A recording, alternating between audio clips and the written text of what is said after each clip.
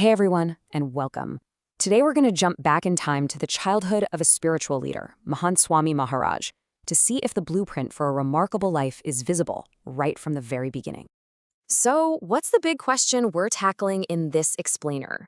It's this: how are the seeds of greatness sown in childhood? As we go through this, let's keep our eyes open for clues in the life of a young boy named Vinu, who was growing up in Jabalpur, India. Okay, so let's get right into it. The whole idea here kicks off with this really powerful concept from the Harali Limrit scripture. It basically says that studying inspiring life stories, or charitras, isn't just about learning facts. It's a way to understand much deeper truths. So it's in that spirit that we're going to explore these early accounts. Our first major theme is this idea of an innate magnetism. A kind of natural charisma that just seemed to pull people in, a quality that was there right from the get-go. And this slide just illustrates that perfectly. It's amazing, right? On the one side, you've got this story from when he was just a baby. An English neighbor was so charmed, she just couldn't put him down. And then, boom, fast forward decades, and you have thousands of people lining up, creating what was so beautifully called a garland of eyes, just for a fleeting glimpse. The scale is totally different, but that magnetic pull is exactly the same. So where did this magnetism even come from? Well, according to a lot of people, including folks like this Australian teacher who were meeting him for the very first time, it was all in his eyes. The source material even mentions that he himself has said he often communicates through his eyes, which is something this teacher seemed to sense instantly.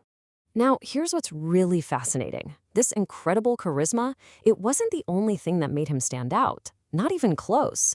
He was also, by all accounts, just a phenomenally talented and well-rounded student. Let's dig into that. So during his 18 years in Jabalpur, he actually went to 4 different schools. You can see his whole educational journey right here, starting in a local Gujarati school and then moving through several other schools that really set the stage for everything he would develop later. And this slide, wow, it really shows just how versatile he was. I mean, it's one thing to be book smart, and yeah, he was consistently at the top of his class. But look at this: a gifted artist, a long-distance runner, a competitive football player, an excellent marksman, and even a boxer. It's an absolutely incredible range of talents. And if you want a really concrete example of his talent, check this out. 49 out of 50. That was his score in a shooting competition. I mean, that one number tells you so much about his focus, his precision, and his ability to just excel at whatever he tried. Think about it. All those skills we just talked about, they all require discipline, right? Focus. But they also demand a certain kind of courage. And that leads us perfectly into what might be his most defining early trait, this deep, unwavering fearlessness. The sources actually give this quality a specific name, abhayam, which comes from the Bhagavad Gita. And the idea here is that fearlessness isn't just about being brave. It's seen as the foundational, the root quality from which all other good virtues can grow. This story from 1986 is just a perfect example. I mean, try to put yourself in this situation, right? You're in a foreign country, suddenly your car is surrounded by armed police, all because of a simple misunderstanding with a camera. For most of us, that would be terrifying. But his response? When they told him what was happening, he just kind of acknowledged it and went right back to reading his book. That level of calm is just extraordinary. So what was the source of that calm? Well, we find the answer right here, in his own words from 2019. He basically connects his fearlessness directly to his faith. For him, being afraid meant you hadn't fully placed your trust in a higher power. So it wasn't just a personality trait, you see, it was a spiritual state of being. So you've got this amazing blend of charisma, incredible talent across the board, and this profound fearlessness. And yeah, that did not go unnoticed. The accounts are just filled with stories from people who sensed, even way back then, that he was destined for something huge.